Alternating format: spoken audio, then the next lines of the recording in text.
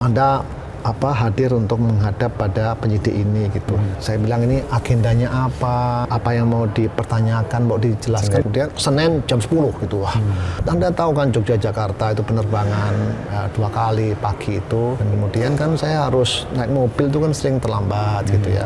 Pernah saya nggak dapat tiket, lalu kemudian kan di website sebut mangkir gitu ya. Kalau saya tidak bersalah kan harusnya saya dikembalikan hak saya. Tapi kan nggak semudah itu ternyata. Sudahlah saya ngalih saja gitu. Jadi sewaktu itu setelah haji itu nyatakan inkrah gitu kan, mestinya kan pimpinan kamu nggak salah ya, mestinya kamu bisa ngurus lagi ini gitu ya. Jadi ternyata nggak keluar. Nggak bisa lah gitu, nggak bisa. Ya udah saya ngalih saja gitu. Pernah saya menjelaskan ke beberapa media, saya jelaskan begini. Iya, tapi kita nggak bisa narik karena ada kode etik atau apa gitu, jurnalistik gitu. Biarlah masyarakat menilai. Loh, saya kan nggak punya hak jawab ini gimana. Tapi sebenarnya apa yang terjadi waktu itu sih Mas? Bisa diklarifikasi?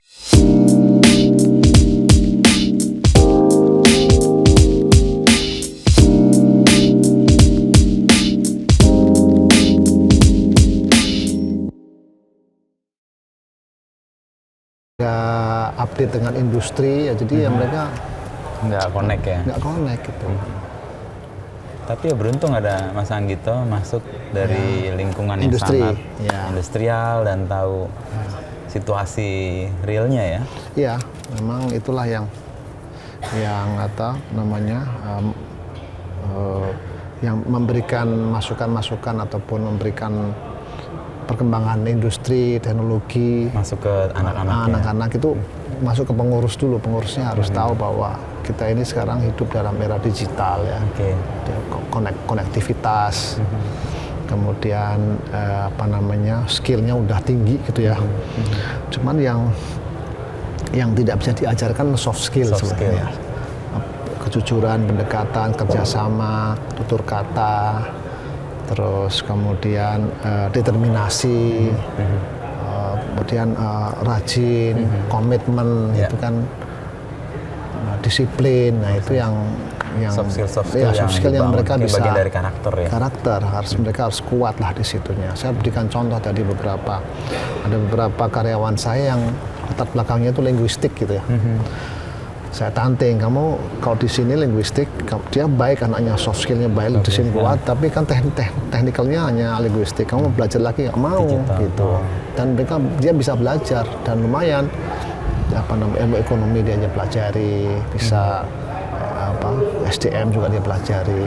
Dia mau ngambil S2 di situ. Nah, tapi itu kan willingness ya, willnya dia dibangun gitu. Nah tadi Pak Anggito datang atau hadir sebagai direktur sebagai kepala departemen, sebenarnya sebagai individu ya. Tadi kan ada Bu Wakil Dekan, ada ketua departemen di BSMP namanya, itu bahasa, manajemen budaya dan pariwisata gitu ya, sama kearsipan gitu. Itu yang dulu D3, sekarang menjadi sarjana terapan di bidang-bidang yang terkait dengan masalah-masalah servis ya, pelayanan di bidang kesenian, kebudayaan, kepariwisataan. Nah, saya diundang untuk merubah mindset mereka. Kayak apa sih industri jasa sekarang ini yang di Jakarta itu kayak apa gitu. Perubahannya.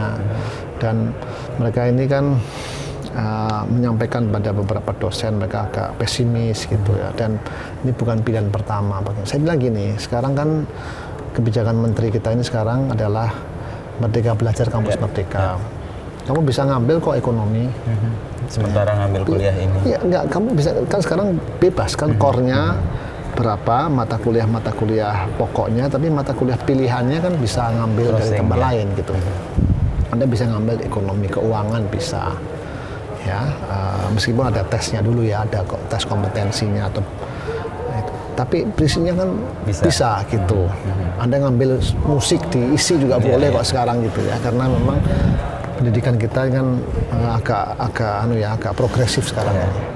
Jadi saya beri mereka motivasi untuk itu, silakan. Dan industri sekarang ini udah lari ini industri ya, apalagi dengan 4.0 sebentar lagi 5.0. itu mereka harus catch up ya, harus bisa menguasai dan mengembangkan teknologi, dan itu bisa dipelajari di kuliah maupun di YouTube, di di media sosial gitu ya. Mandiri ya, mandiri willingness-nya. Itu yang penting kan keinginan dia untuk mempelajari semua. Dan upaya Mas Anggito itu sebenarnya mau menumbuhkan harapan yang tinggi pada mereka. Sekolah vokasi ini kan sekolah harapan ya. Gitu. Jadi yang kita jual seperti tanda petik ya, itu adalah harapan bahwa sekolah vokasi itu sekolah masa depan. Di mana harapan pemerintah gitu ya, masyarakat itu sekarang pendidikan tuh ke arah vokasi. Di mana 60%, 70% itu praktek, ya. 30-40% itu baru teori. Nah, sementara yang selama ini kan sebaliknya gitu. Nah, yang akademik ya, tapi yang S1 terapan ini orientasi kepada aplikasi. Nah, banyak harapan ditujukan kepada sekolah ini. Tidak hanya UGM ya, tapi di Politeknik, di mana-mana, di ITB, di Unpad, di UI, Undip, semuanya kan ada politeknik lah ataupun sekolah vokasi ya. Dan sekarang sekolah vokasi kan sudah ditingkatkan dari D3 ke STR. Nah, inilah yang kita harus rebrand anak-anak itu, tidak lagi menjadi diploma tapi menjadi sarjana terapan. Dan mereka nanti diwajibkan untuk kerja di industri. Oke. Ya. Jadi membangun kepercayaan diri juga ya di awal supaya mereka ngerasa bahwa apa yang mereka akan lalui selama pendidikan ini adalah sesuatu yang tepat. Iya. Itu saya bilang ini beberapa contoh, beberapa statement, beberapa quote. Saya akan nanti membuat quotes dari para ahli tokoh-tokoh luar negeri maupun dalam negeri bahwa ke depan ini Anda ataupun kita ini generasi muda harus memecahkan masalah gitu ya. Karena masalahnya semakin lama semakin banyak kan. Gampangannya kan dunia ini kan akan dihuni oleh penduduk yang semakin banyak. Pasti masalah energi, masalah pangan, ya toh, tempat, kemudian masalah termasuk telekomunikasi penting, ya toh, kemudian pendekatan kultural, kebudayaan itu, benturan kebudayaan dan sebagainya itu kan menjadi sangat penting. Nah itu Anda harus menjadi bagian dari solusi. Kalau dulu kami ini belajar mengenai ilmu masih bisa, lalu kemudian waktu kerja kita ada orientasi kerja. Kalau sekarang harapannya enggak langsung. Jadi harapannya nanti sekolah vokasi ini ketika mereka mulai MBKM atau magang lah gitu ya, mereka itu bisa menjadi bagian dari early recruitment ya. Harapannya industri itu atau melihat siapa tahu dia cocok lalu bisa jadi perusahaan sendiri ya akan lebih efisien dalam menggunakan tenaganya, tidak perlu ada orientasi, tidak perlu ada prakerja, probation dan sebagainya itu. Makanya itu penting sekali Pak kita datang di sini untuk memberikan input tentang apa yang terjadi di industri ya. Lalu supaya match ya. Iya. Ini mimpi Mas Anggito atau nggak datang ke sini ke kampus ini, dan memorinya pasti memori lama banget di UGM ini. Iya. Enggak, maunya kan saya kembali ke Fakultas Ekonomi UGM. Tapi kan Allah, Tuhan memberikan jalan saya ke sini ya. Saya terima dengan ikhlas ya. Dan pengabdian berikutnya. Ya pokoknya saya kembali ke UGM aja lah, apapun mau saya jalani kok. Kira-kira begitu ya. Meskipun saya masih penasaran. Ya gitulah. Dan di UGM ini kenangan-kenangan Mas Anggito kan banyak banget. Iya. Kuliah, menjadi dosen muda, 96, 98 itu kan masa-masa pergerakan dan sering muncul dulu. Ya alhamdulillah. Ya Kompas ikut membesarkan saya. Jadi ya memang iya. Apalagi sekarang kampusnya ini kalau lihat kan kampus baru ya ini ya. Kampus di mana rumah saya dulu sama bapak saya itu di depan situ ya, di depan situ di Skip ya. Pertama kali bapak itu menjadi dosen ke situ, dari Amerika dulu langsung pulang ke situ setahun lah kurang lebih, lalu pindah ke perumahan di Bulak Sumur di sebelah timur ya dari sini. Jadi saya punya kenangan, terutama tempat ini maupun tempat sekolah vokasi gedung pusat Skip ini. Saya ingat sekali waktu itu bapak sering ngajak saya ke tempat itu, foto-foto itu ada beberapa patung-patung ya yang dibuat Pak, beberapa pematung-pematung Indonesia, Jogja waktu itu ya. Ya, jadi Ya, kemudian di gedung pusat UGM dan kemudian di kampus Fakultas Ekonomi UGM saya punya kenangan sebelumnya di SMA 3 dan SMP 8 maupun SD IKIP sebelah di sini juga. Jadi saya. Jadi ini apa istilahnya warga lokal banget. Very local. Sangat hyper lokal. Baik mikro maupun makro saya itu betul-betul. Ya kalau ibu saya masih ada pasti terkenang-kenang masa lalunya. Tadi Mas Anggito kan menyebut di obrolan sebelumnya dan saya terenyuh sih ngeliat dalam waktu ini saya banyak mengalami perubahan. Ini kan kita taping ini karena kemarin ada kecelakaan sedikit lah Mas Anggito. Apa perubahan yang Mas Anggito rasakan dan buat saya sih itu menenangkan banget dan buat saya nggak merasa bersalah. Enggak, saya aja. Saya sekarang selalu maklumi lah gitu ya. Gampangannya kalau ada mahasiswa gitu, dia apapun alasannya, sakit, pulang aja udah gitu loh. Jadi kalau ada apa-apa yang memang tidak disengaja gitu, di luar kendalinya udah dimaklumi saja karena tidak ada yang sempurna ya semua ini dan keikhlasan saya menerima itu. Ya itu mungkin merupakan perubahan karena saya sudah berumur ya. Menenangkan juga ya, Bang? Iya, saya enggak. Kalau kita terima dengan ikhlas, dengan pasrah itu enteng gitu ya. Tidak ada beban pikiran, tidak ada sesuatu hal yang saya perlu risaukan.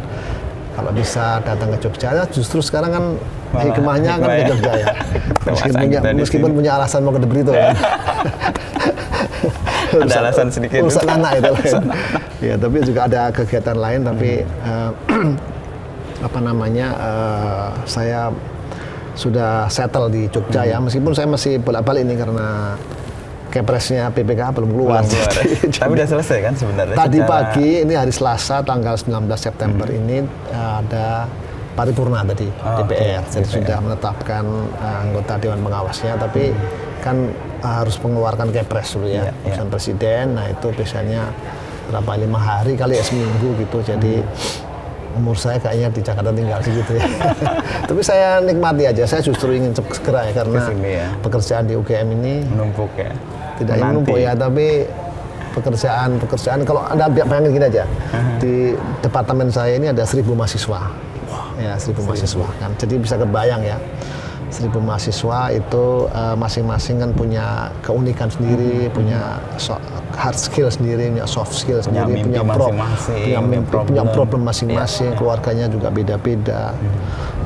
Itu pasti membutuhkan orang tua lah.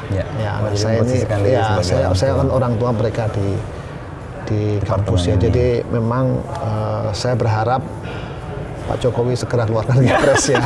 Supaya bisa full menjadi orang tua di sini. Saya menjadi orang tua di sini dan saya nggak perlu bolak-balik lah. Sekarang ini praktis saya selama sebulan terakhir ini Senin, Selasa, Rabu di Jogja. Rabu sore biasanya saya pulang, Kamis, Jumat saya ada di Jakarta. Meskipun sekarang dengan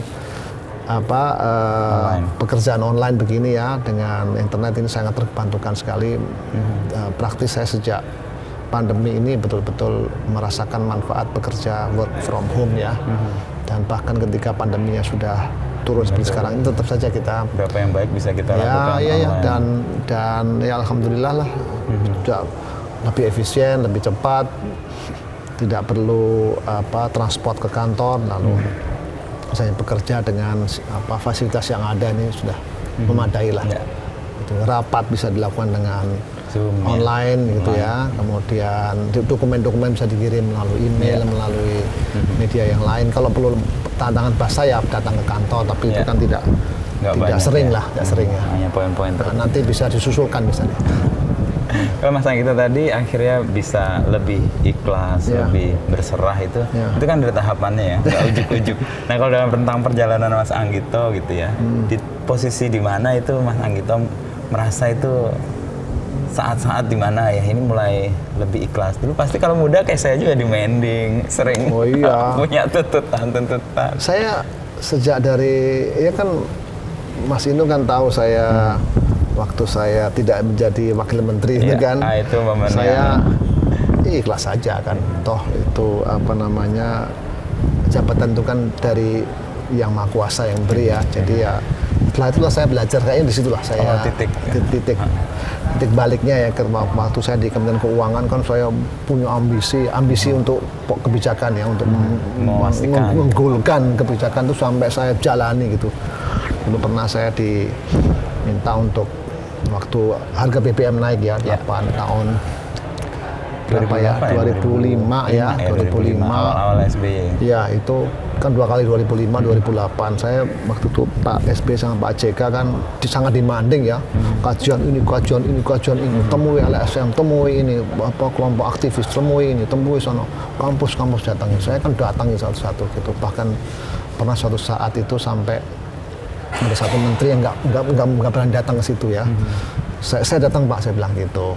Saya datang, wah saya dimaki-maki oleh satu kelompok apa namanya, lembaga gitu, anak-anak mahasiswa gitu. Ya saya datangi, saya dengerin aja ya, apalagi sih saya juga tidak punya kepentingan apa-apa. Saya tidak punya pom bensin, tidak punya bisnis SPBU gitu kan.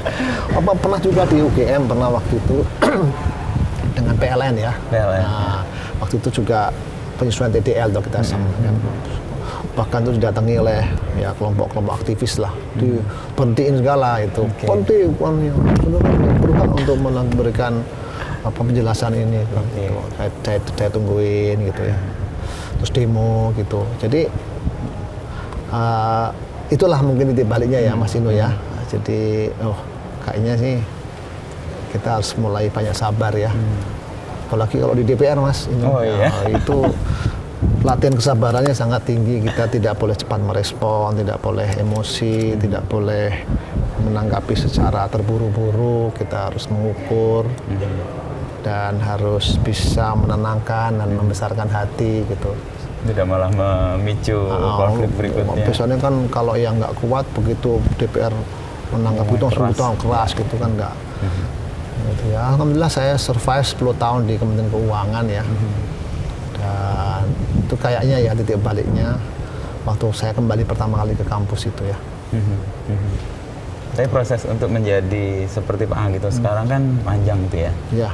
Lalu kemudian ada tanggung jawab dan penugasan baru yang Pak Anggito terima juga ya. Iya.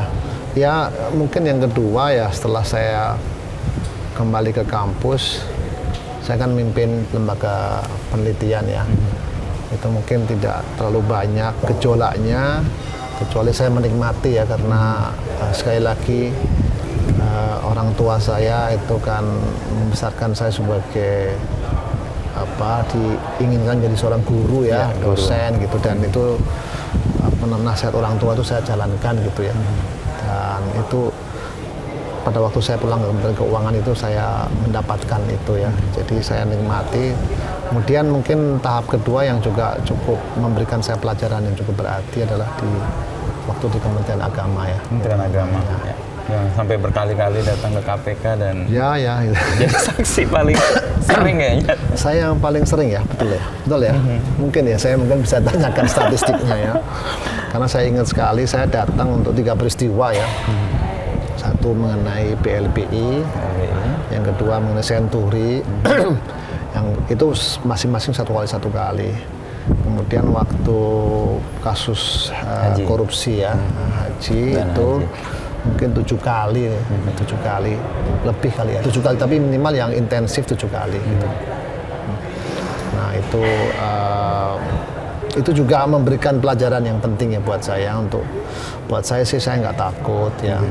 Kalau saya nggak berbuat salah, saya lakukan keterangan yang objektif, yang jujur, tapi memang publiknya kan saat itu belum memberikan kesempatan secara adil kepada pihak yang menjadi saksi gitu ya, menjadi saksi. Pasti dianggap macam-macam lah. Iya, kalau menjadi saksi itu apalagi nggak seperti sekarang kan terpisah ya. Nah, terpisah ya. Jadi dijadiin satu semua. Siapa yang datang sebagai tersangka dan ditunggu gitu.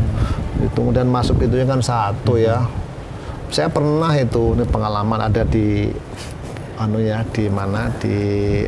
media sosial itu kan saya pakai motor ya. Bukan apa-apa karena kan macet kan, saya pakai motor, terus kemudian saya pakai helm gitu kan. Itu lalu biasalah menghindar pakai motor, lalu nutup kepala pakai helm. Nah saya pakai helm terus gimana? Gitu pun sampai segitu ya Mas Inu ya, luar biasa itu. Dan kan saya itu kalau di dalam KPK ruang penyidik ya itu saya sering kali menanyakan, ayo apalagi yang mau digali, ayo apalagi gitu ya. Saya nanya. Dan saya kan ya santai aja, kalau pas penting sholat dulu sholat, penting makan dulu makan gitu. Dan memang saya tahu juga penyidik KPK juga sibuk ya, sering molor waktunya. Bahkan setiap kali itu penyidikan itu sampai jam 12 malam, 1 malam gitu ya. Kalau lalu kan wartawan jadi penasaran ada apa. Padahal saya tuh ngobrol santai, ngobrol tapi juga lalu kemudian ditanya-tanya gitu. Dan apalagi kalau pertanyaannya itu yang KPK ini dalam zaman dulu ya belum ada SOP kali ya, nggak tahu saya gimana. Dramanya itu banyak. Jadi misalnya ngasih undangan Jumat, ya Jumat itu kan pakai coklat, kop coklat itu. Dan dulu ada istilah Jumat keramat itu kan. Keramat saya itu Jumat tuh nunggu surat. Dan kan nggak ditelepon ya, karena KPK kan jarang sekali menelpon gitu ya. Nggak tahu saya kenapa, meskipun sekretariatnya yang hanya kadang-kadang saja. Lalu Anda hadir untuk menghadap pada penyidik ini gitu. Saya bilang ini agendanya apa? Nggak dijelaskan. Apa yang mau dipertanyakan, mau dijelaskan. Saya persiapan saya nggak bawa apa-apa. Lalu kemudian Senin jam 10 gitu. Anda tahu kan Jogja Jakarta itu penerbangan 2 kali pagi itu belum nggak terlambat nanti, dan kemudian kan saya harus naik mobil itu kan sering terlambat gitu ya. Tiketnya belum tentu ada kan hari Senin gitu. Pernah saya nggak dapat tiket, lalu kemudian kan di website sebut mangkir gitu ya. Tapi saya nggak bisa protes kan, Mas, nggak bisa tanya, nggak bisa kenapa kok KPK itu melakukan hal-hal seperti itu kepada saksi. Kan saya saksi kan membantu penyidikan. Ya, harusnya orang yang membantu difasilitasi ya. Ya, kemudian saya juga bertanya waktu itu, handphone saya kan disita ya, yang saya bilang kenapa sih disita, kan cuma disedot aja toh. Apa yang handphone fisiknya disita. Saya minta nggak dapat, ada apa sebetulnya? Gitu kan datanya Anda bisa minta ke Telkomsel, udah bisa minta, selesai kok. Kenapa harus handphone saya? Jadi saya bertanya berkali-kali, mana handphone saya? Ini kan saya kan nggak punya nomor-nomor itu dan komunikasi saya kan terputus. Bayangkan Anda itu sudah menzolimi saya bilang gitu. Terus mereka sampaikan, sampai akhirnya nggak dikasih, sampai sidang ingkrah baru dikasih. Baru setelahnya. Ya. Saya waktu itu mau iseng nih Mas Ino. Kan handphonenya itu kan tidak dimatikan. Berarti kan dia harus membayar tagihan minimal itu abonemen. Saya tuh mau iseng ini, tapi ya saya bilang nggak kesampean itu. Cari masalah apa sih gitu. Maksudnya tuh kirimkan aja abonemen atau kasihkan media gitu. Tapi enggak tega saya. Enggak ada gunanya juga. Saya kan bukan mencari headline ya, tapi ya mencari solusi. Alhamdulillah tapi sudah selesai itu. Tapi itu saya belajar banyak lah dari situ. Termasuk soal keikhlasan di situ juga. Iya, termasuk ikhlasan. Dan ketika selesai ini kan sebetulnya kalau mau saya minta hak saya di Kementerian Agama mungkin ya bisa ya gitu ya. Saya kan minta supaya diselesaikan, dan kalau tidak ada bukti berarti kan saya sebetulnya tidak bersalah, tidak ada kaitannya sama sekali, dan memang tidak ada kaitan sama sekali. Tapi ya sudah, saya tidak bisa mendapatkan amanah saya kembali, ya nggak apa-apa, saya kembali aja ke Jogja. Tapi alhamdulillah waktu itu saya kerja di BRI ya, BRI menawarkan saya menjadi chief ekonomis. Bahkan saya belajar pertama kali, saya bersyukur juga saya dapatkan posisi sebagai komisaris di BRI Syariah. Itu pertama kali saya belajar banyak ya mengenai keuangan syariah, dan mendorong saya untuk masuk ke BPKH. Itu pasti Allah kasih jalan lah gitu. Nah, jalannya itu lebih besar daripada yang kita rencanakan atau yang kita mau. Saya nggak pernah merencanakan apa-apa, tapi ada aja jalannya gitu. Dan saya masih bisa memantau perkembangan mengenai perhajian, karena BRI Syariah waktu itu kan salah satu bank penerima setoran haji yang terbesar ya, BRI Syariah. Jadi ya, setelah itu saya selalu beginilah, selalu pasti ada rahasia Tuhan gitu ya, di balik keputusan itu pasti ada. Dan kalau kita berpikir positif, pasti hasilnya nggak positif. Itu iya, positif terus, selalu, alhamdulillah selalu positif. Termasuk juga ketika Mas Anggito punya persoalan yang cukup serius ya soal plagiarisme tuduhan itu juga positif lah, momen. Kalau nggak itu saya nggak akan kesini lah. Ya itu, saya terima kasih pada Kompas tuh ya, memberi ujian pada saya. Ujian itu menjadi lebih wise, lebih ikhlas, lebih ya itu luar biasa tuh ujiannya juga. Meskipun saya sampai bertanya-tanya gitu, kenapa kok sampai sekarang saya tidak tahu gitu ya, dan saya tidak berusaha juga tahu apa yang terjadi sebetulnya gitu.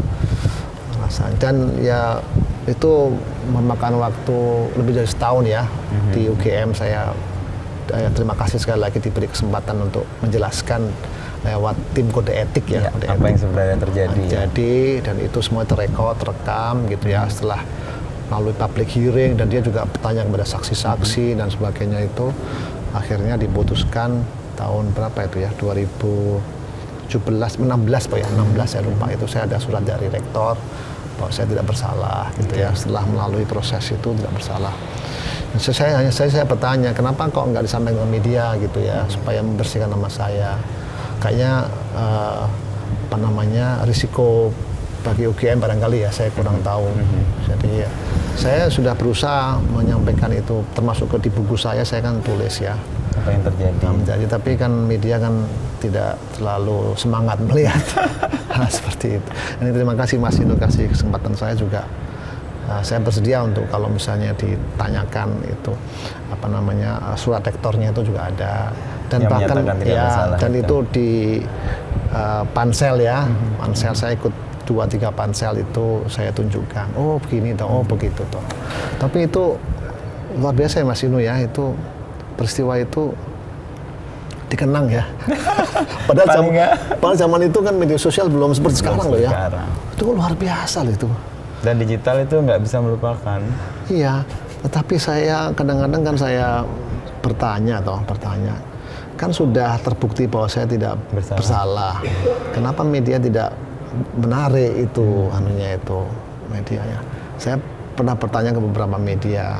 Ya, saya kan ke Kompas juga ya, tapi alhamdulillah Kompas memberikan klarifikasi gitu ya. Jadi itu sudah selesai. Tapi dengan media lain kan saya pernah menjelaskan ke beberapa media, saya jelaskan begini. Iya, tapi kita nggak bisa narik karena ada kode etik atau gitu, jurnalistik gitu.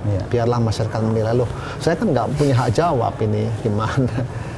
Jawab saya apa? Rektor kampus memaafkan, Tuhan memaafkan, Google sama media digital nggak bisa memaafkan, nggak bisa melupakan. Tapi udah Mas, saya nggak terlalu inilah. Itu saya punya filosofi yang sederhana aja. Saya nggak konfrontatif. Saya cukup ngalah sama ngalih aja. Ngalah sama ngalih. Udah cukup ngalah. Gimana ngalah dan ngalih? Ya ngalah itu artinya kan saya sudah berusaha ya. Saya sudah berikhtiar untuk pertama saya mundur apabila terbukti saya memang bersalah. Itu saya sudah statement ya.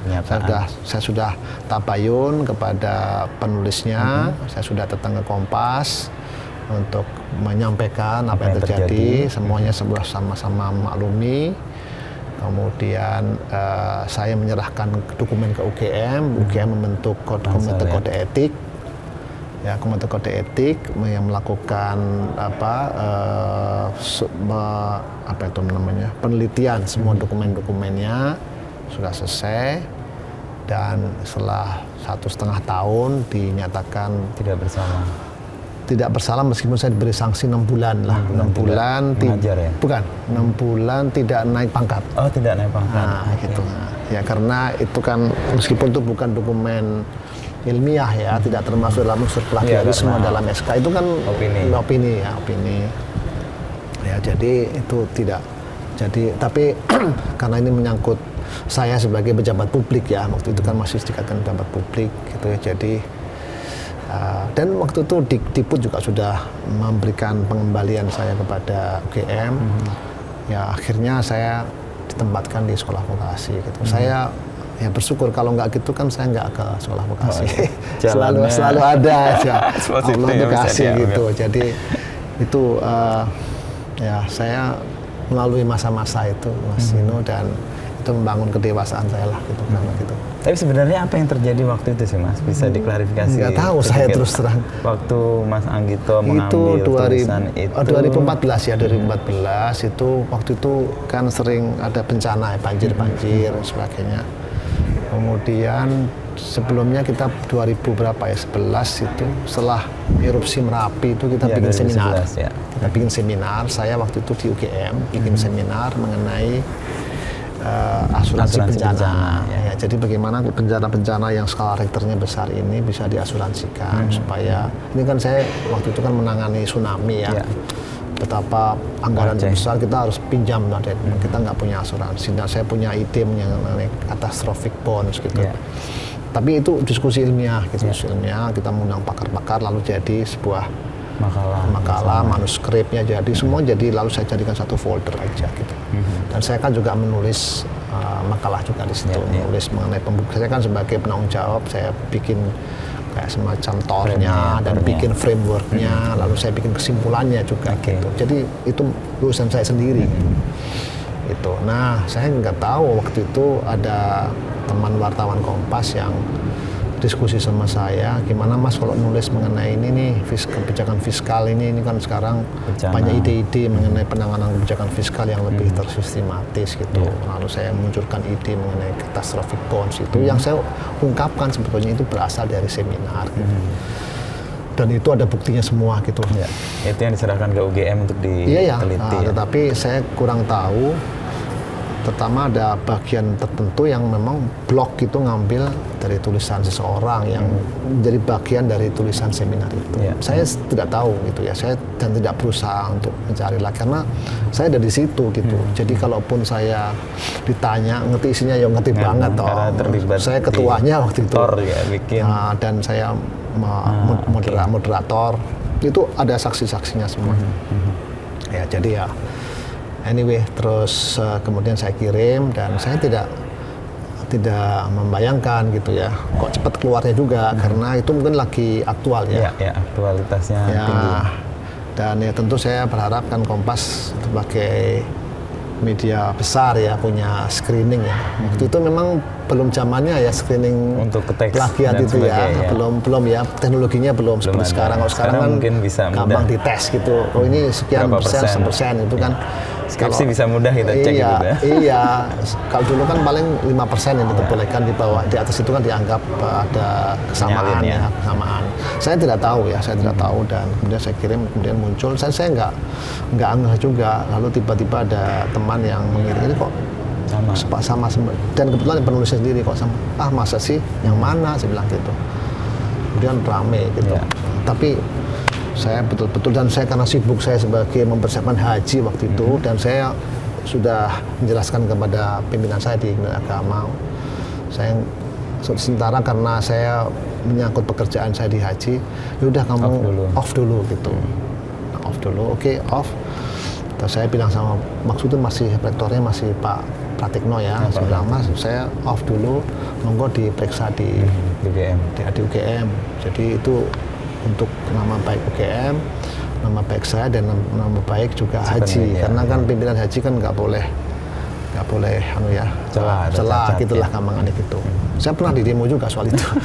Dia bilang saya sudah nggak menjabat ini di UGM, saya sudah mundur sampai ada pemeriksaan gitu. Kalau pemeriksaannya clear, monggo diputuskan saya boleh kembali atau tidak. Tapi kalau memang ternyata saya itu ada akan terima konsekuensi saya terima gitu. Meskipun saya nangis ya karena orang tua saya, bapak ibu saya, dan keluarga saya itu kan semuanya pendidik semua, dan kami ini kan betul-betul lahir, besar, tumbuh di kampus ini gitu. Dan sekarang kembali ke sini.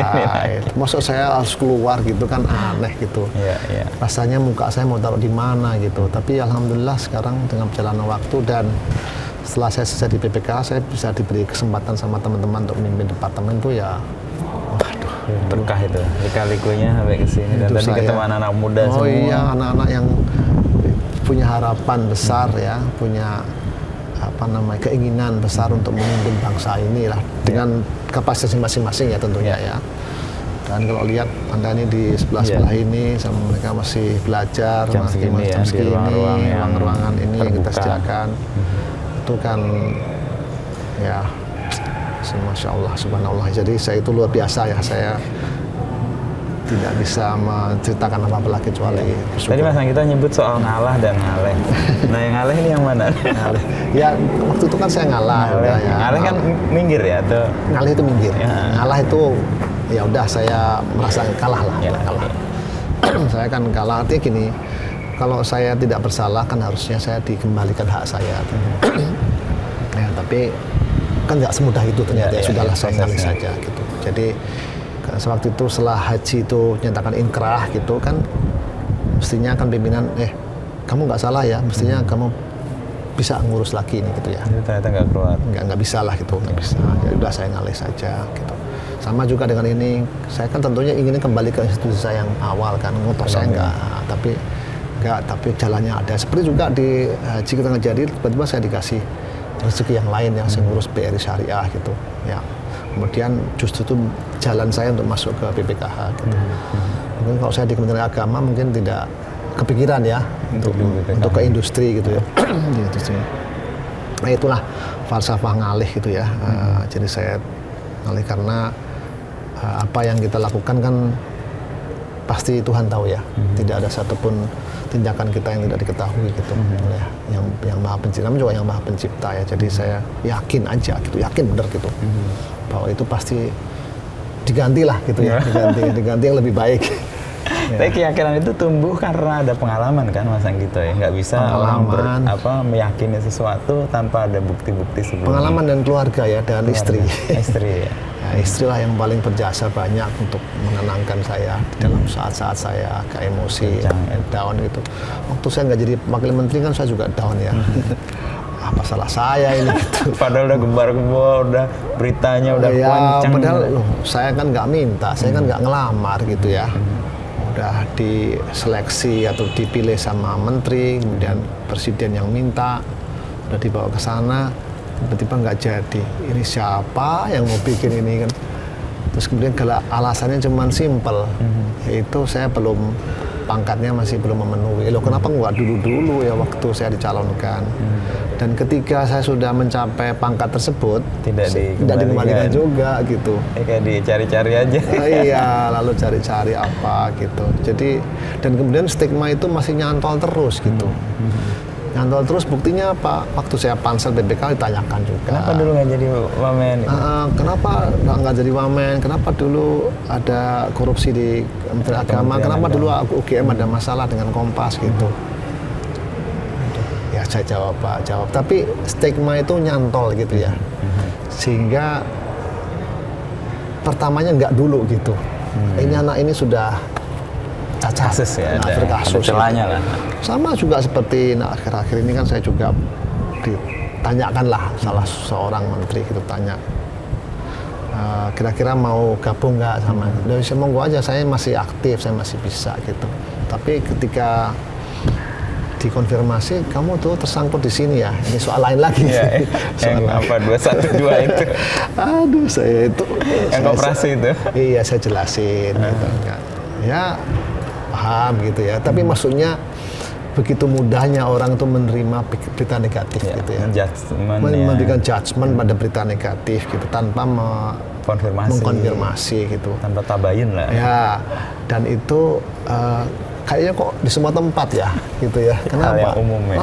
Jadi loh, kenapa kok Bapak tanya gitu, kan sudah ada beritanya itu gitu ya. Nah, ini dari internal gitu ya, biasalah mereka pasti punya riset atau apa, punya hati internal gitu. Waduh, ya monggo aja. Saya itu, Bapak kan tahu, saya kan tidak punya agenda, saya tidak punya partai, saya tidak punya kelompok. Kalau saya ini profesional saja, kalau memang tenaga saya dibutuhkan ya monggo. Tapi jangan dikaitkan dengan yang lain-lain lah. Saya just be a professional saja. Okay. Gitu. terus mengalami sering disalahpahami itu, Mas Anggito bersikapnya gimana? Berusaha menjelaskan? Saya berikhtiar menjelaskan, selalu yang menjelaskan. Nah, tapi kan saya bukan mengambil keputusan ya, saya serahkan saja. Kalau mau mengambil keputusan dan saya dipercaya ya saya jalani. Kalau enggak ya nggak apa-apa. Pasti ada hikmahnya dan pasti ada jalan lain lah gitu. Yeah. Dan it's okay buat saya sih, nggak ada masalah gitu. Dan meskipun saya tetap terus memaintain hubungan baik ya. Ada beberapa kementerian waktu itu sempat menoleh saya, mencari saya, tapi stigmanya udah dapat dulu dia, udah negatif dulu gitu. Teman, Mas sorry ya saya nggak dulu. Saya kan nggak sorry ya, soalnya ini ada masukan gini. Ya monggo aja, kan saya sudah mengatakan saya tidak terlibat di situ. Sabtu, tapi Anda bantu saya loh. Saya sih anytime kalau itu untuk keperluan kesejahteraan masyarakat ya saya kalau masih bisa berkontribusi saya lakukan gitu. Selain tadi keluarga. Saya juga nggak tahu, misalnya saya tanya Mas Inu ya, Kompas kira-kira masih negatif ke saya nggak gitu ya? Saya nggak tahu kan ya. Kalau saya mengirim artikel gitu ya, kalau judgementnya itu karena quality it's fine, tapi ini orang ini pernah gitu. Nah, saya juga nggak tahu ya. Padahal itu sudah selesai atau 10 tahun lalu. Tapi Mas Anggito udah sempat kirim lagi belum? Saya waktu itu dikasih tahu, Mas sementara jangan kirim dulu ya, sama salah satu desnya. Tapi itu long time ago ya, saya belum pernah mencoba. Cuman kalau beritanya saya nggak ada masalah. Kan saya membuat berita berapa kali ya. Itu waktu itu nggak ada masalah. Dan waktu itu setelah kasus itu kan saya minta Kompas menjadi salah satu petugas haji, jadi oke saja. Ya mudah-mudahan oke, tapi dan saya memang setelah ini kan saya ingin aktif menulis lagi ya. Waktu itu saya itu pernah punya blog sendiri ya. Jadi buku juga. Jadi buku. Sering komentarin blog saya juga dulu awal-awal. Itu terus kemudian saya pernah punya URL sendiri ya, namanya dibukakan sama Tempo. Saya menulis di situ. Dan readersnya kan cukup banyak ya, 1000-an gitu. Seneng saya kan, lalu jadi buku juga gitu. Tapi juga Tempo gitu saya. Nah, saya sih open aja, gak ada masalah. Ya, ini ruang baru untuk Mas Anggito menulis kan, sekarang kan saya nulis di Kompasiana kan nggak ada yang menolak mestinya. Itu kan platform aja kan, itu terbuka. Saya buka nulis di Detik.com, kan platform terbuka aja ya. Seperti Kompasiana kan itu tanggung jawab masing-masing kan, itu kan platform terbuka. Jadi kalau di kompas.com nanti boleh. Gitu. Kalau di kompas.com boleh insya Allah nanti soal sekolah vokasi. Sesuatu yang baru yang perlu diberikan penjelaskan pada publik supaya nggak lagi dianggap sebagai kelas 2 ya. Karena ini kan sebenarnya kalau lihat Mas Anggito sebut tadi kan yang dibutuhkan sesungguhnya di industri ya. Sekolah sebetulnya betul sekali. Saya juga memang saya baru belajar ya mengenai sekolah vokasi. Ini kan saya lihat di sana itu ada beberapa lab gitu ya, lab pangan, gizi gitu. Wah, bagus-bagus. Tadi saya nggak bawa ya. Saya itu sebenarnya tadi ditunjukkan sama wakil dekannya, ini Pak ada coklat alternatif, coklat monggo yang dibuat sama anak-anak tadi. Sudah dipackage dengan baik itu. Coba saya cek ke ke teman saya, nanti coba saya cek coklatnya itu itu adalah produk yang sebetulnya penting itu untuk nanti saya mempromosikan itu ya. Cuman ini kan banyak yang teknologi yang saya tidak paham ya. Jadi proses untuk tadi kan Mas Anggito merasa bahwa dunia atau orang luar sana masih judgmental ya buat Mas Anggito, meskipun posisinya udah clear sebenarnya. Iya, clear dan saya tidak ada forum menjelaskan gitu ya. Karena saya mungkin saya bukan orang yang mempromosikan. Biasanya kan orang bikin press conference, saya nggak bersalah gitu-gitu kan. Mas Anggito dalam posisi mau menggunakan itu? Enggak.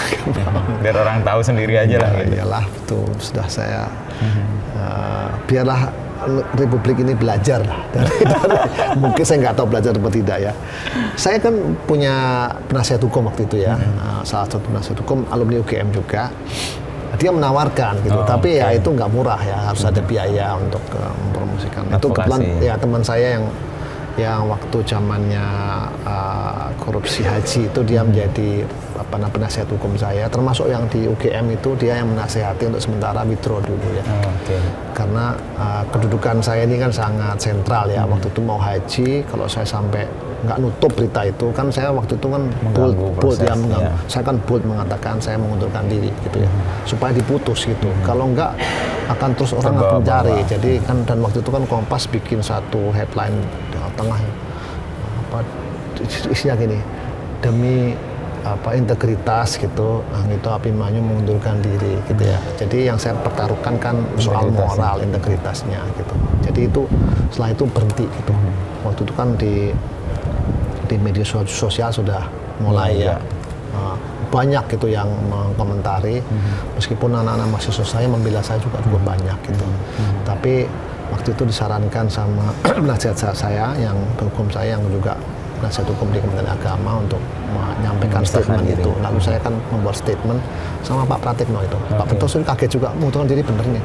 Pak, ini adalah yang harus saya sampaikan karena kedudukan saya sebagai pejabat publik gitu.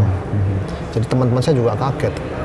Kenapa enggak ini mengundurkan diri apabila gitu ya. Tapi yang saya jadikan headline ke publiknya, brandingnya ini. Tapi ke dalamnya saya bilang, saya minta tolong diteliti oleh Dewan Kode Etik gitu.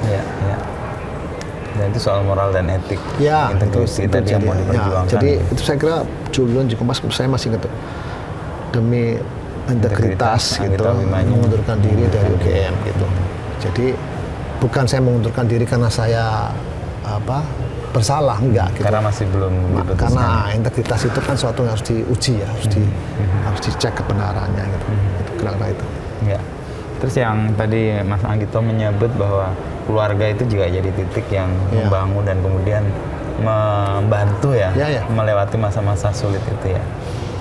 Ya, tentu pertama keluarga saya ini juga keluarga istimewa ya saya kira ya, dari sisi moral supportnya luar biasa. Dan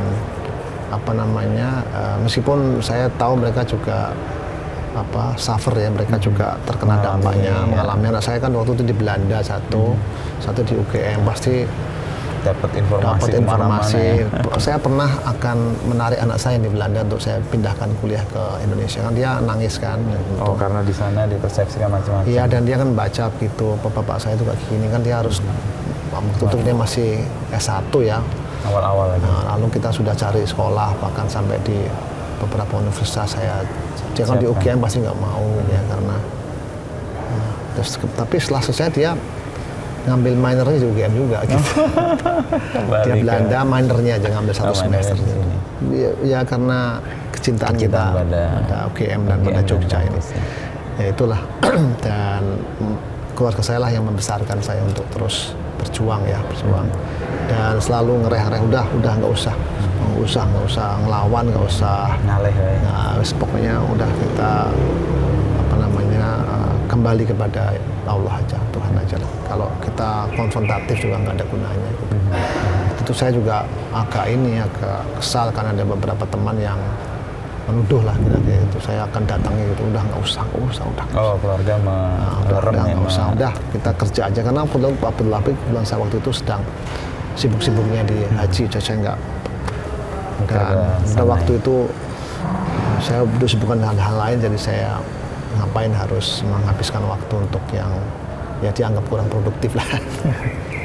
Itu coklatnya udah datang tuh. Asami ya. Ini apa nih? Yang pimpinannya malah ke bawah ke sana. Saya turun. Ini apa nih yang mau dijelaskan Mas? Wah, ini adalah karya. Nah, ini adalah karya dari anak-anak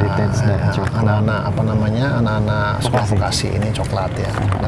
Ini sekarang kita sedang marketing, tapi saya masih mau benchmark harga ya. Jadi dikemasnya ini tadi saya diberi sama Bu Dekan kerjasama. Tadi ya. Nah, untuk Nah ini sana. Ini buatan anak-anak semua. Sama ya? Memang. Cuman kemasannya beda. Tadi saya bilang harganya masih mungkin belum bisa bersaing dengan harga pasar gitu. Dark coklat. Ini beberapa karya-karya yang seperti ini dari anak-anak sekolah vokasi gitu. Vocational College University Gajah Mada, Agro Industry Product Development. Oke. Jadi Mas Anggito membantu anak-anak ini menyesuaikan apa yang mereka miliki, kecakapannya dengan kebutuhan di market. Ya, saya ini kan kenal banyak orang ya di Jakarta yang industri kan saya kenal banyak orang. Jadi kekelemahan dari universitas Mengkoneksikan. ya koneksi ini dengan industri ini kayaknya belum klik ya. Saya juga jarang industri itu datang ke sini untuk memanfaatkan risetnya. Kalau Anda industri ke sini ya misalnya ngasih beasiswa gitu, CSR-nya. Kan CSR itu nggak terlalu besar ya. CSR lalu kasih bantuan kepada mahasiswa yang kurang mampu ataupun bangunkan masjid, bangunkan sosial gitu, perpus. Tapi sebetulnya yang kita butuhkan adalah bagaimana link and match itu betul-betul terjadi. Contohnya inilah. Ini kalau diproduksi anak-anak dari sini, industri yang nampung dong. Industri nampung, lalu marketing dia gitu. Dia memberikan supervisi, pricingnya berapa yang kompetitif seperti ini. Nah, ini yang belum terjadi. Buat anak-anak juga mengembirakan. Ya, dan industri juga dan ini semangat si Mas Menteri Dikbud ini kan luar biasa ya. Dia mendorong pendidikannya untuk keluar, tapi industrinya nggak masuk gini. Jadi kayak sepihak. Ya, sepihak. Mencintai tapi yang dicintai nggak mau nol ya. Jadi saya ingat karena Pak anak saya ini kan produk sekolah vokasi di Belanda ya. Itu yang datang industri datang ke sekolah. Karena merasa membutuhkan dan kewajiban.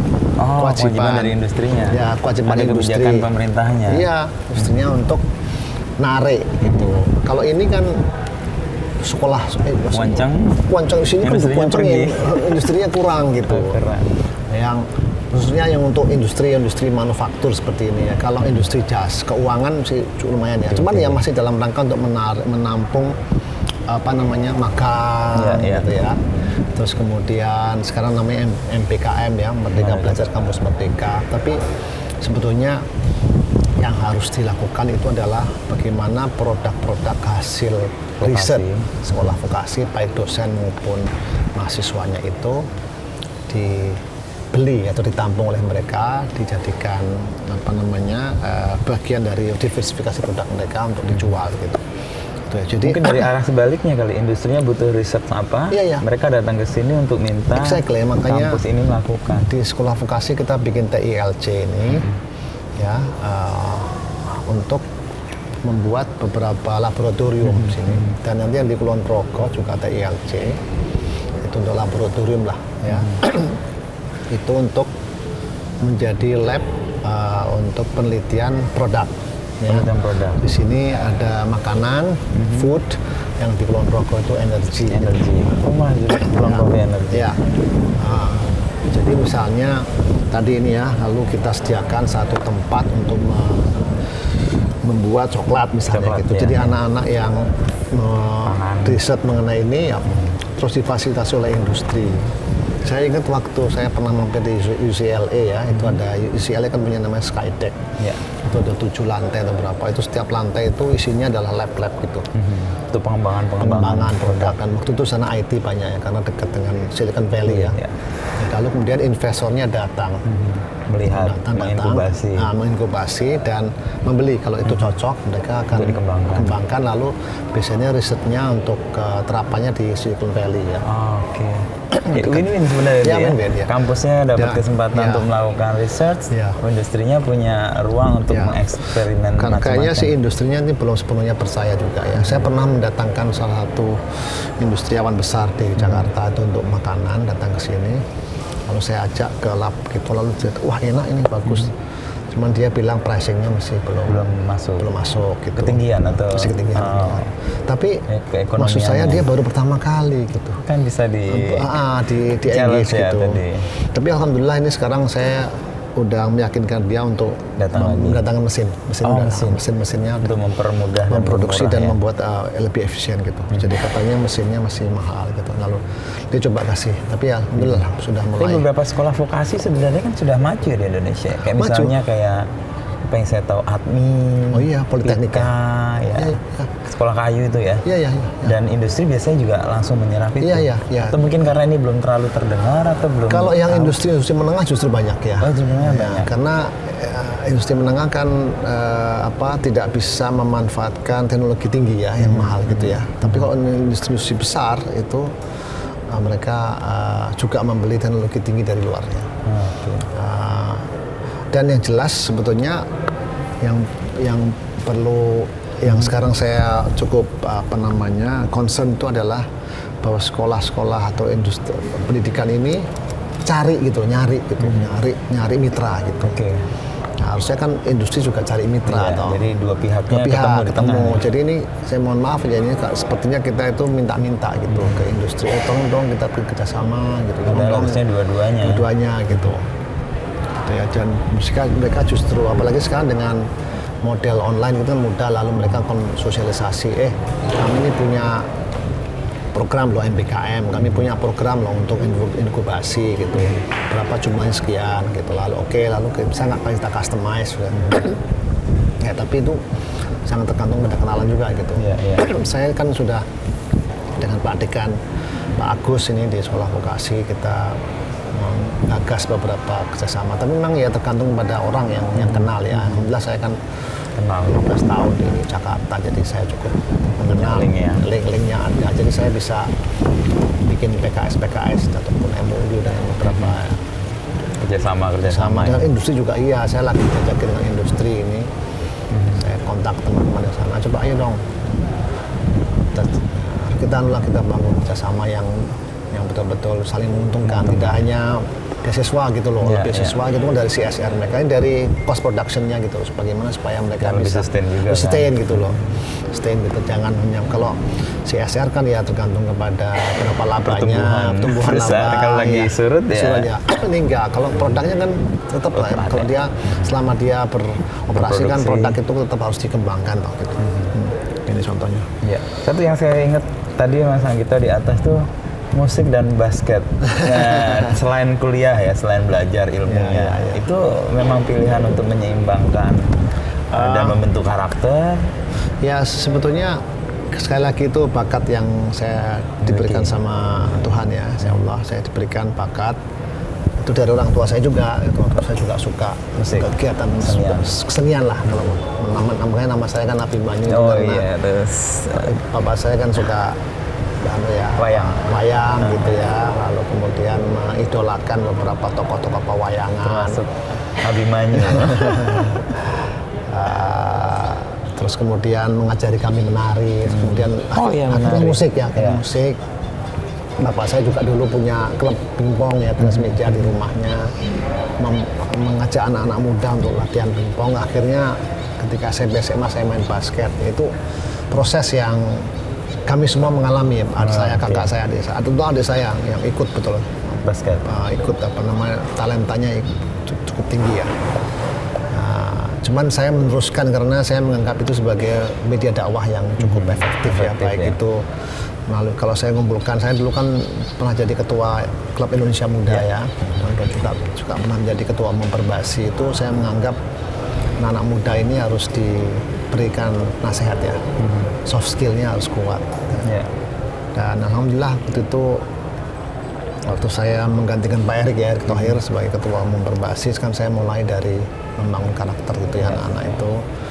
Kemudian terbentuklah mereka mulai dari kampus-kampus saya hidupkan dengan Libama, kemudian kompetisi basket antar SMA, tapi dengan disiplin yang tinggi gitu ya, lalu membentuk karakter gitu. Jadi saya melihatnya olahraga dan kesenian itu sebagai media untuk meningkatkan karakter mereka masing-masing. Dan ya anak-anak sekarang kan musikal banget ya. Persis. Musikal. Kalau saya nyanyikan lagu ini mereka hafal, mereka hafal gitu. Dan kayak jadi pintu masuk juga kan untuk ngobrol dengan mereka ya. Dan saya bilang kalau lagu itu di samping musiknya melodis gitu ya, tapi juga lirik-liriknya itu yang memberikan pesan ya, apakah edukatif, apakah itu pesan moral, inspiratif gitu. Jangan cari lirik yang tidak pas gitu ya, dengan masa kamu ini gitu. Kamu ini kan membutuhkan hero ya, lagu-lagu yang nasionalisme, yang menguatkan, memberikan kecintaan pada Indonesia. Dan kalau bisa dengerin ya produk-produk Indonesia kan banyak gitu. Jangan terlalu mencintai produk-produk asing gitu ya. Tidak untuk membanding-bandingkan, tapi saya kira penting juga untuk mereka meningkatkan rasa nasionalisme. Iya, ada karakter terbentuk, tapi karakter yang khas Indonesia ya. Bahkan dulu saya sama teman-teman ISI di sini kan mengkoleksi beberapa musik-musik etnik ya, etnik daerah gitu.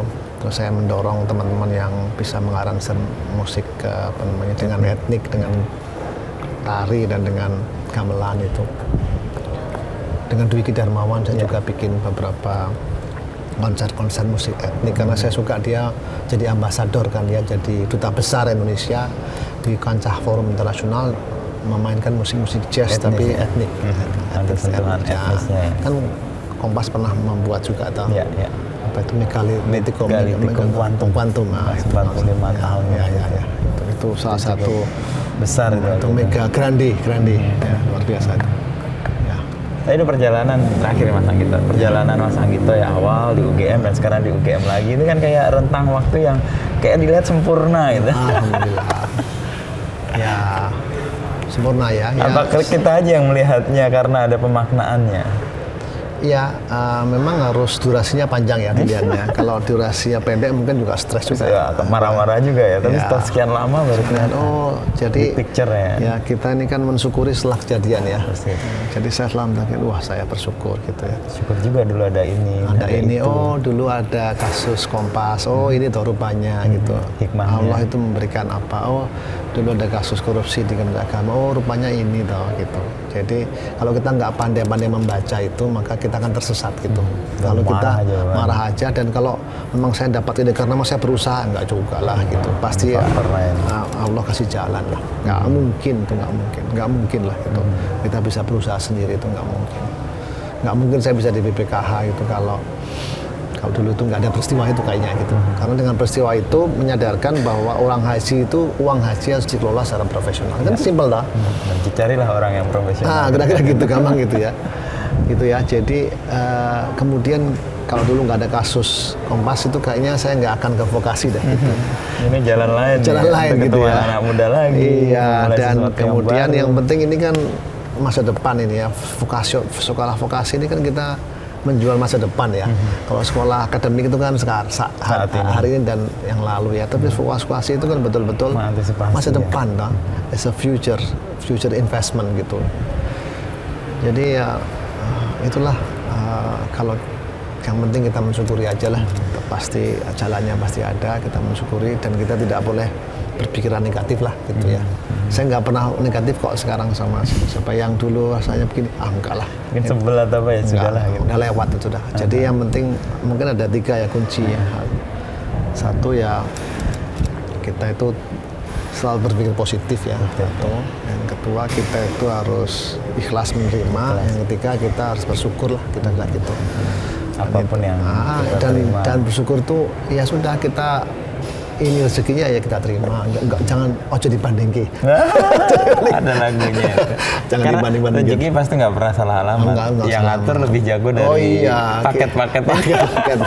Iya betul. Dan saya tuh ini syair-syair cinta ya. Jadi waktu BPK saya buat lagu-lagu syair cinta. Nah ini saya sedang menulis buku ini Mas. Buku ya. Nanti ini syair-syair saya yang saya tulis sejak tahun berapa ini kalau Anda lihat sini. Iya nih, awal-awalnya. Ini ya. Nah, tahun berapa ini? 2014. Sebelumnya 2011. Saya pernah membuat syair lagu untuk From Asia to the World itu pada waktu tim songnya ADP meeting. ADP, ya. Saya pernah membuat namanya ini yang mungkin ada unik-unik ya. Apa namanya? Kesatria Basket. Saya jadi ketua umum Perbasi itu momentum itu dipakai buat bikin SEA Games gitu. Saya pernah itu ya. Terus kemudian waktu Covid saya memberi beberapa lagu misalnya Langkah Bersama. Ini Covid untuk ya mengatasi pandemi ya. Ya. Kemudian saya pernah lagi membuat Zikir Bersama Merapi. Pada waktu peristiwa Merapi itu 2000. Saya buat lirik ya sama Dwiki. Lalu menjadi fillernya untuk salah satu TV nasional. Ya. Kemudian ini pas Merapi meletus ini. Ya, ini Zapin ini pada waktu saya ke ada sama IC, saya ke Pekanbaru bikin lagu tarian Zapin gitu. 2022 nih yang terbaru. Iya. Oh iya, ini baru-baru ini Menjemput Hidayah. Ini saya sama Brian Cikustik. Brian Cikustik. Nah, itu ada di YouTube juga. Waktu saya keluar dari haji, itu saya membuat 3 lagu, Mas. Arafah Menggelora, kemudian Talbiyah di Langit Ka'bah, satu lagi adalah Sujud di Raudhahmu. Ini setelah saya nggak jadi dirjen haji, jadi pelampiasan saya itu. Jadi kalau nggak jadi haji, meditatifnya keluar jadi. Kalau nggak keluar. ya ini saya terbitkan waktu ulang tahun BPKH. Saya akan membuat tulisan tentang liriknya ini. Jadi apa sih mana-mana lirik-lirik ini? Oke, Mas Anggito. Ditunggu ini sebagai bagian dari persembahan. Iya, terima kasih. Ini semuanya ini luar biasa ya. Makasih Mas Anggito. Terima kasih. Soal berpikir positif, ikhlas dan bersyukur itu modal paling besar untuk bisa menghadapi situasi yang mungkin bergejolak, goncang-ganjing dan sebagainya. Terima kasih Mas Inu dan teman-teman sudah datang ke Jogja. Kalau kita nggak ada persoalan, itu nggak akan ke Jogja. Memang Tuhan tuh udah kasih solusi lah. Kalau kita ikhlas, solusinya masih ada gitu. Saya langsung ini agak merinding dulu. Ngerasa dapat hal lagi diteguhkan hal-hal yang dikatakan orang-orang tua, nilai-nilai besar yang tadinya kita anggap sambil lalu, tapi dengan pengalaman ini jadi ada dagingnya, ada makna nyatanya. Matur suwun, sami-sami. Terima kasih ya Mas Inu. Ini buat saya? Iya, monggo. Satu aja. Saya cinta. Demi Fajar, From Asia to the World ini ya waktu itu ya. Jadi theme song EDB. Di Bali waktu itu. Bali ya.